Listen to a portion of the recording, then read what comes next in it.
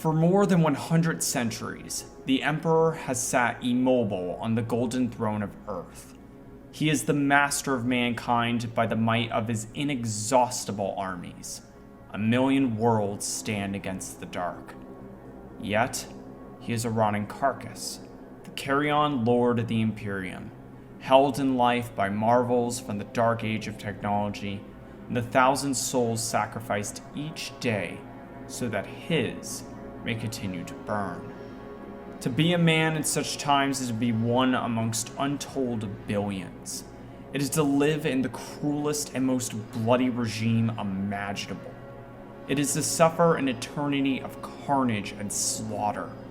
It is to have cries of anguish and sorrow drowned by the thirsting laughter of dark gods. This is a dark and terrible era where you will find little comfort or hope. Forget the power of technology and science. Forget the promise of progress and advancement. Forget any notion of common humanity or compassion. There is no peace amongst the stars. For in the grim darkness of the far future, there is only war.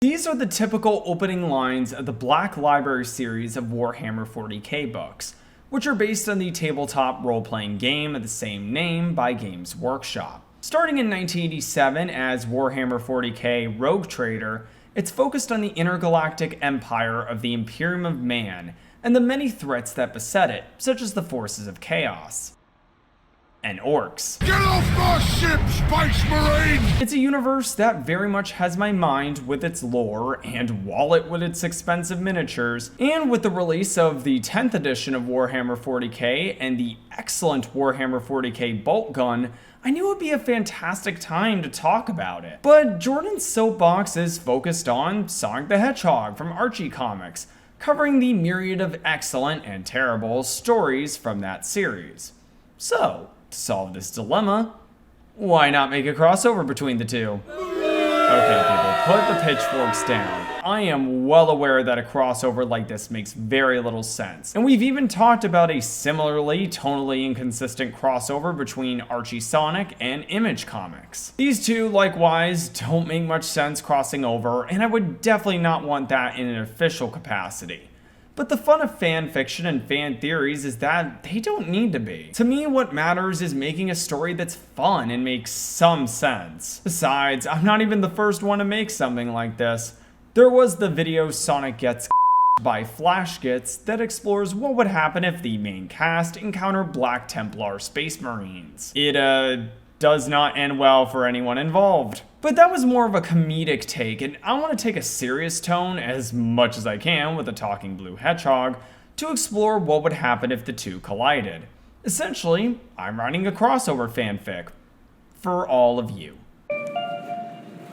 Attention guests in the luggage claim area, welcome to the Jordania Volcano Hotel. A couple of quick reminders before you approach the elevator towards the lobby. Jordan's Soapbox is a show broadcasted on-site and supported via Patreon. If you would like to support what I do and not cause the country of Jordania economic ruin, consider supporting it for behind-the-scenes access and other rewards. It's recommended frequent visitors subscribe to the channel and ring the bell for updates whenever new videos are made.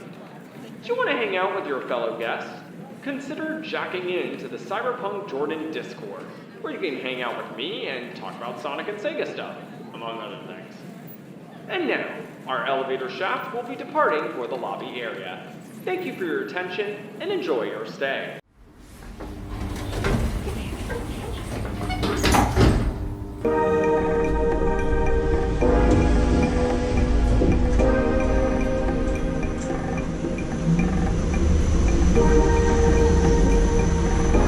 Hello, my gummy bears. My name is Jordan, also known as CJ, and welcome back to Jordan's Soapbox, the show that talks about anything that I want to talk about. Before we start, I want to set up some rules. We'll be sticking with Sonic the Hedgehog from Archie Comics, also known as Archie Sonic, for the Sonic side of things, since there are so many variations of the blue blur that anything else would feel bloated. As for Warhammer 40K, our story will be set before the 13th Black Crusade, where Abaddon the Despoiler would lead an invasion of the planet of Cadia, which will result in the Great Rift that would tear the galaxy into two halves. It also conveniently means I don't have to talk about stuff like bringing Primarch Gulliman back from the dead as the leader in the Imperium. No, I'm not salty that they brought him back and not someone else like Rogel Dorn, though Lion is pretty cool, so win some you lose some. History for the Imperium would remain much the same, as mostly would the timeline of Mobius, until a critical event that would change everything for both. Our story will begin on Mobius, which is not going to be Earth, but instead a different planet. In the Archie Sonic timeline, it's revealed that Mobius is Earth, but was fundamentally changed by the alien race known as the Exorda, where an ambassador of the race arrived on Earth and was dissected.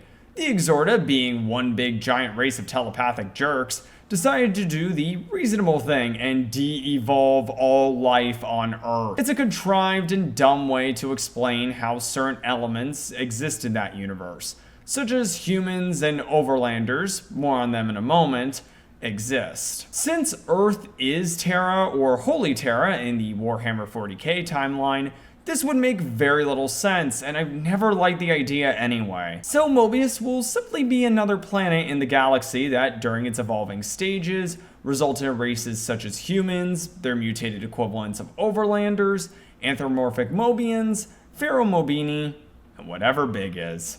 It's at this time Mobius is exiting a devastating war known as the First Robotnik War. In the Archie Sonic timeline, Dr. Robotnik, a defector from the Overlanders, overthrew the monarchy of the Kingdom of Acorn and seized control of the planet, resulting in an uprising that would eventually lead to his death at the hands of his own weapon, the Ultimate Annihilator. All sorts of adventures would occur after the conclusion of this war, including this, and this, and this. There's some things I really want to purge from my memory. Our story would instead take an alternate path after issue number 50, where Sonic the Hedgehog, hero of Mobius, and his fellow freedom fighters, Tails, Sally, Bunny, Antoine, and Rotor, would celebrate their victory. But these celebrations would be interrupted by the arrival of a large rogue trader ship called the Emperor's Finest over Mobius. Yes, it's a title of a Black Library book, work with me here. Rogue traders are to me one of the coolest and underappreciated factions within the Imperium of Man, despite them literally being a subtitle on the first edition. Essentially explorers authorized by the Imperium with very broad authority on how they can act due to a sacred document called the Warrant of Trade. Tasked with expanding the borders of the Empire to the limit, their travels in this instance bring them to that limit. Mobius. Since they're not obligated to immediately burn the world to a crisp, this crew, which is composed of all sorts of colorful individuals, decide to land and explore Mobius, seeking lost human civilizations, natural resources, and more information about an unknown world. Mobians would be the first and most common sight to the crew of the Emperor's Finest. There is considerable debate of whether to classify these Mobians as an evolved form of Terra's once prevalent animals, or another xenospecies that had not yet been documented. Debates aside, they would first encounter them in the ruins of Robotropolis, the former capital of Dr. Robotnik's empire, attempting to reclaim the city to its former status as Mobotropolis, the capital of the Kingdom of Acorn. There is some hostility amongst the Mobians when first encountering with the crew due to their similarity with the Overlanders, as the preceding conflict of the First Robotnik War was the Great War, in which Mobians and Overlanders fought for control of the Kingdom of Acorn. But their overall nature of being merciful and generous overrides these initial feelings. The crew of the Emperor's Finest would marvel at the technology in the ruins of Robotropolis, technology that surpassed even the best of the Adaptus Mechanicus, basically the tech cult of the Imperium. Praise the Omnissiah. Seeing the benefits of a mutual relationship, after some discussion amongst the crew, maybe you can even have them debate of where they should be making agreements with supposed Xenos, an agreement would eventually be established. The Emperor's Finest would assist in helping to clean Robotropolis in exchange for the complete extraction of its technology off-world for the benefit of the Imperium of Man. This would continue for months, with the technology that once overran the city being returned back to its natural splendor pre-war. In the Prime timeline, the arrival of Dr. Eggman, who in the Archie Sonic continuity was actually a separate character, a roboticized version of Dr. Ivo Robotnik from a different timeline called Robo Robotnik, and his Shadowbots would mark the end of these reclamation efforts. But thanks to the assistance of the rogue traders, this never happens, as the duplicate bodies that Robo Robotnik would use to cheat death, including one that awfully looks like Hulk Hogan, are discovered and later destroyed. So that when Robo Robotnik does reappear and attempt to take over Mobius, he'll be met with total destruction, thanks to a combination of the Freedom Fighters and Rogue Traders, who would see him as a threat to the Imperium of Man and their efforts on Mobius. During that time, the Rogue Traders would encounter entire human civilizations that had not been brought under the Imperium of Man. Some lived in cities such as Station Square, which in this timeline is not hidden inside of Okano. I am dead serious. This was the convoluted way writers had to insert stuff in this series, which we'll be refraining from. They also encountered the mutated variants of humans called Overlanders, which had scattered into different settlements after the First Robotnik War, with the only difference was that they had 4 instead of 5 fingers, among some other minor changes. These would be deemed a mutation of the human species known as abhumans, which in the wider Imperium were met with hostility and racism. Yes, this would still likely happen even if the only difference was having 4 fingers and anime hair occasionally.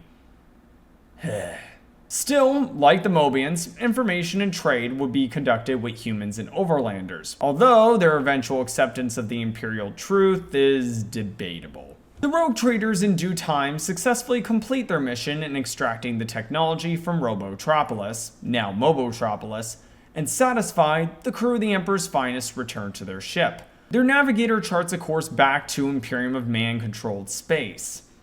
It would not be the last visit. So, we conclude that chapter on a pretty positive note. Nobody got blown up, both sides got what they wanted, everybody's happy, right? Wrong. Because after a while being in an uncharted space, Rogue Traders do eventually go back to space that is firmly under the control of the Imperium of Man. They often will unload their wares, restock, refuel, and so on. During that time, they may come into conflict with entities such as the Inquisition. Nobody expects the Spanish Inquisition! Oh, I wish it was that Inquisition. No, these guys are the secret police of the Imperium, depraved who are tasked with rooting out enemies both internal and external to the Imperium. You can see how an organization like this is one of the most corrupt, ill-advised entities in the entire Imperium that would have horrified the Emperor. In fact, if he had a text-to-speech device, I'm pretty sure he would have disbanded the entire thing. While the crew of the Emperor's Finest are preparing to unload their wares from Mobius to sell to entities such as the Adaptus Mechanicus, it turns out that one of the crew was an agent for the Inquisition, who told them all about their dealings with the Mobians. And now, it's time to play. What does the Inquisition do? Do they A. Leave the Rogue Traders alone? They have much more important threats, such as chaos. B. Calmly assess the situation before reaching a conclusion. C. Baselessly accuse the Emperor's Finest of heresy. If you selected any other answer other than C, you clearly haven't been paying attention. The crew is formally accused of heresy against the Imperium of Man. To them, the Rogue Traders violated their warrant of trade by not claiming the planet in the name of the Imperium and exterminating the Mobians, which they would view as a hostile xenospecies. The Rogue Traders counter that their warrant of trade allows them the freedom to make the best choices for the Imperium of Man in unclaimed territory, and that trading with the Mobians is a better use of time and resources, with no casualties and a ton of technology that could be used to help the Imperium of Man fight against far worse threats such as chaos, Tyranids, and orcs. Did I mention the orcs? It also is pointed out that Mobians maybe weren't a xenospecies, but an evolved form of Terra's animals. But before the situation can continue, it is then escalated by the arrival of other Inquisitors. Welcome to a lovely but common feature of the Imperial Inquisition: infighting. Because Inquisitors more or less belong to two different schools of thought: Puritan and Radical. Puritan is essentially the strict, letter-of-the-law Inquisitors who, among other things, believe Xenos should be eradicated no matter what. Radicals can take a variety of different views in contrast, with one such belief from the Xenos Hybridus faction, that's these Inquisitors, believe that mutual cooperation with aliens can help both sides deal with the demonic hellspawn of chaos, among other threats. Puritan Inquisitors and Radical Inquisitors are constantly at odds with each other, and it usually results in the latter being deemed excommunicate traitorous. The Radical Inquisitors caught wind of these Puritan Inquisitors and their planned interaction with the rogue traders, and intervened because they accused them of heresy, pointing out that their warrant of trade is signed by the Emperor of Mankind himself. Which, in case you're wondering if that's just something I added because of the fanfiction, no, some of these warrants of trades are indeed signed by the Emperor himself. Very rare, but it does happen. To even be accusing them of heresy is heresy in and of itself. The Puritan Inquisitors rationally respond by accusing them of committing heresy. Tempers start to flare, weapons start to be drawn. It's basically that one meme of the different Spider-Man pointing at each other, except this is different factions of the Imperium, and they all have extremely powerful weapons. And then, blam. In a signal moment that silences the entire discourse, one of the Puritan Inquisitors falls dead from a well-aimed shot of a bolt gun from a Radical Inquisitor. The two sides immediately start firing at one another as violence erupts in the spaceport, with the rogue traders returning to the Emperor's finest. The Radical Inquisitors fall behind, trading fire with the Puritan Inquisitors as the crew scream for the Navigator to make a trip far away from the reach of the Imperium of Man. I admit that for the purposes of drama, this would likely have happened differently, as Inquisitors in Warhammer 40K would have a trial for themselves with the Inquisitors accused of heresy, and it wouldn't immediately escalate into this. But sometimes you make these choices to serve the story better. In this case, who wouldn't want to fight between Inquisitors? In the intervening months, as the Emperor's finest returns back to Mobius, as that's the only world known to them outside of the Imperium of Man, both the crew of the Emperor's finest and Radical Inquisitors have been deemed excommunicate traitorous. It is a death sentence, essentially being declared a traitor to the Imperium of Man, and that death will await all of them should they ever return. Furthermore, the Imperium of Man decided to do what the rogue traitors didn't, and decide to wage a massive war on Mobius to claim the world and its rich natural resources in the name of the Emperor of Mankind. For the rogue traitors and Radical Inquisitors, they always believed themselves to be loyal servants of the Imperium. Unorthodox? Sure, but always in the best interest of humanity and the numerous enemies that beset it. Now they've all been deemed traitors, and a world that had treated them fairly was now going to be reduced to ash by the Imperium. Now what? Between the rogue traitors and Radical Inquisitors, collectively now the crew of the Emperor's finest, there was considerable debate about what to do next. They all knew they needed to flee from the reaches of the Imperium of Man, and the only world they knew that was far enough was Mobius. Some of the crew felt obligated to help Mobius escape from the inevitable onslaught from the Imperium of Man. They had upheld their end of the bargain and shouldn't be faulted for the horrors to come. Some believed further exploitation of Mobius was needed, of the natural and man-made resources on it, especially now with the Imperium out of the equation. Others simply felt obligated they needed a safe haven, and the Eye of Terror is not the most inviting option for a non-servant of chaos. No matter the reason, they would return to Mobius, and with a dire warning. War was coming. The re-arrival of the Emperor's finest and dire warnings of the crew called for an emergency meeting with the Kingdom of Acorn. When the crew explained what had occurred, why they had come, and what would happen if Mobius did not defend themselves, There was a lot of debate within that council. Sonic argued that it was a mess that they had brought upon themselves and they should be left to their own fate, that it wasn't concerning to Mobius. Sally, in contrast, stated that this conflict now affected all of them, regardless of whether they wanted it or not. As acting regent, Sally would decide that an alliance of the Emperor's finest and the Kingdom of Acorn was needed to defeat the incoming invaders, and that members of the crew would seek out allies such as the human overlander settlements that they had visited before. While most would accept an alliance, others would not, either due to their own self-isolation or having militaristic sympathies from the days of the Great War, and thus later align themselves with the Imperium of Man. Nonetheless, the wide alliance of former Imperium of Man forces, the Kingdom of Acorn, and human overlander settlements take shape into the Mobian alliance. For the invading Imperium of Man, I decided that it's going to consist of Astra Militarum units, a contingent of Adeptus Mechanicus Scutari, and last, but certainly not least, Space Marines. Because they're on the darn cover of this thing, why wouldn't I? Since it took time for the Imperium to arrive, months due to how travel in the warp works, the Mobian Alliance is able to have a highly trained and equipped army before the Imperium arrives. Humans, Overlanders, and Mobians alike are now armed with a seemingly standard issued bolt gun, but combined with the technological advances that Mobius has made, it's now an even more deadly weapon that's able to dispatch large units of the Astra Militarum with ease. However, conflicts would still remain enormous, long, and bloody, with high casualties on both sides.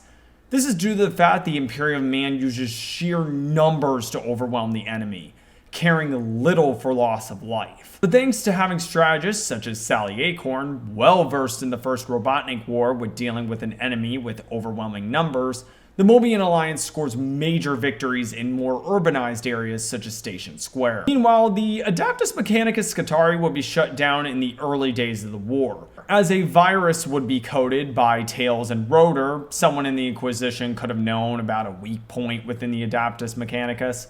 That resulted in basically them shutting down, leaving just nothing but empty husks in the deserts of Down Undra. Yeah, maybe don't replace your entire body with machines next time. As for the Space Marines, due to their sheer ability, they are successfully able to brutally conquer areas such as Down Undra and Angel Island, the latter of which draws echidnas such as Knuckles into the conflict. Space Marines might be considered invincible by the Imperium, but as the lore of Warhammer 40K has shown, they can be defeated. Dealing with equally powerful Mobians such as Sonic, Knuckles, and Bunny turns the tide of war in their favor, thanks to their abilities such as super speed, brute strength, and mechanical abilities that are far beyond the backwards nature of the Imperium. The war eventually concludes with the complete destruction of the Imperium of Man's forces, with what few remain retreating to conflict zones far more pressing to the Imperium. It's over. With the arrival of the 13th Black Crusade and the resulting Great Rift, the Imperium Man completely loses interest in Mobius with the literal tearing of the Empire in half. With the dust now settled on the conflict, the question remains, what now? What do the rogue traders and former Inquisitors do?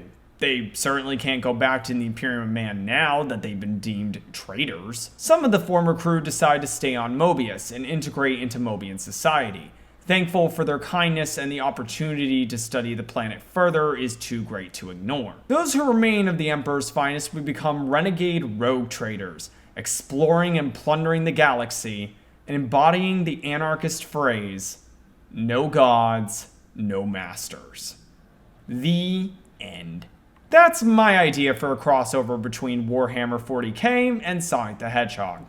I have to admit, it's not perfect. For a crossover that has Sonic the Hedgehog characters, it features a minimum amount of them. This was intentional, as I really wanted to blend these two franchises as well as I could without them feeling out of place with each other, only featuring characters if it made sense for the story and its conflict.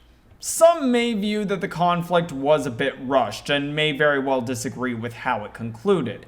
And you know what? You might be right. But I'm overall happy with how this turned out. And I'm hoping you enjoyed this little fun exercise and a love letter to a franchise that I adore. Anyway, that's all for this episode, Jordan's Soapbox. If you must excuse me, I need to figure out how to get a copy of Warhammer 40K Leviathan because it's all sold out.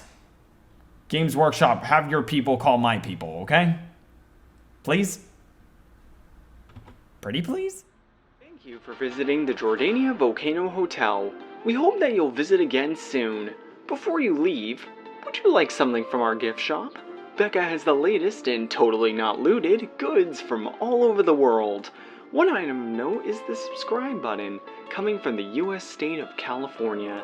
It works best when you ring its bell and turn on notifications, so you don't miss an episode of Jordan's Soapbox.